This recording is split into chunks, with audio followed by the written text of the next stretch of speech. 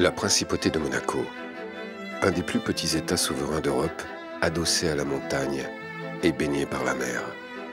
Une principauté vieille de plus de 7 siècles, depuis que les Grimaldi en ont pris possession en 1297.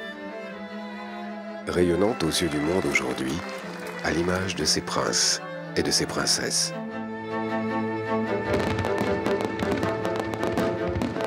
C'est un rêve, c'est un mythe. Mais aussi célèbre et entreprenante, comme son quartier mondialement connu, Monte-Carlo. Monte-Carlo, situé en face du Rocher Princier, qui attire chaque année plus de 220 millions d'euros sur ses tapis verts.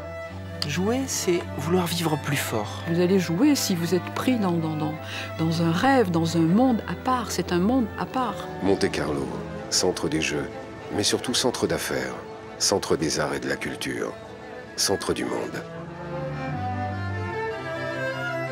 Pourtant, au milieu du 19e siècle, Monte-Carlo n'était alors qu'un plateau recouvert d'oliviers et de citronniers, que l'on appelait le plateau des Spélugues.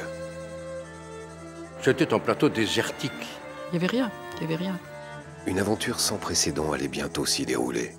Un homme d'affaires français, François Blanc, accompagné de sa jeune épouse Marie, débarquait à Monaco à la demande du prince Charles III. Et ils allaient en moins de 20 ans transformer ce bout de terre désolé des Spélugues en un plateau éclatant de richesse et de luxe. Monte-Carlo.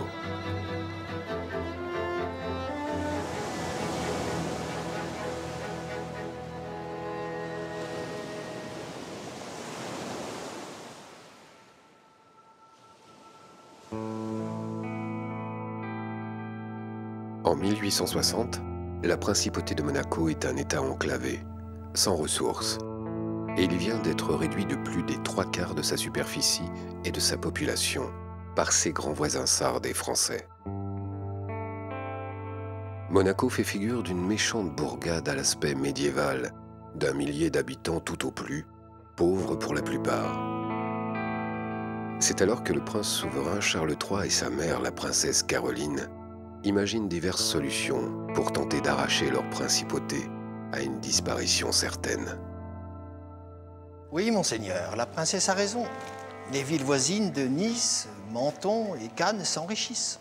Chaque année davantage. Je le sais bien, Hénaud, je le vois bien. D'ailleurs, l'hiver, on ne peut même plus y circuler à cause de ces...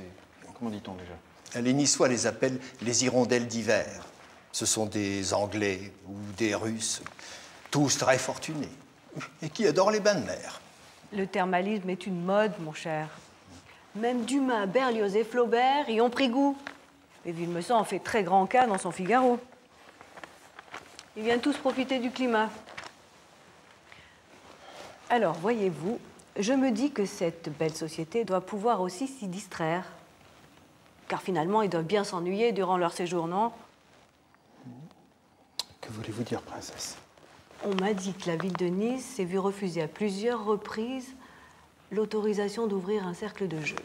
N'est-ce pas, Hénaud? C'est exact, madame. D'ailleurs, depuis Louis-Philippe, les jeux sont interdits sur tout le territoire français. Et si je ne me trompe pas, Victor Emmanuel en aurait fait autant en Italie. La princesse Caroline était la principale conseillère de son fils. Mais elle avait elle-même un conseiller. Et un homme très avisé, un avocat parisien du nom de Maître Hénaud, homme d'affaires qui, lui, croyait beaucoup au jeu à Monte-Carlo, et c'est lui qui l'a poussé dans ce sens, et c'est elle qui, à son tour, poussé son fils. Expliquez-vous, mère. Vous songez à un cercle de jeu ici, dans notre principauté? Un casino.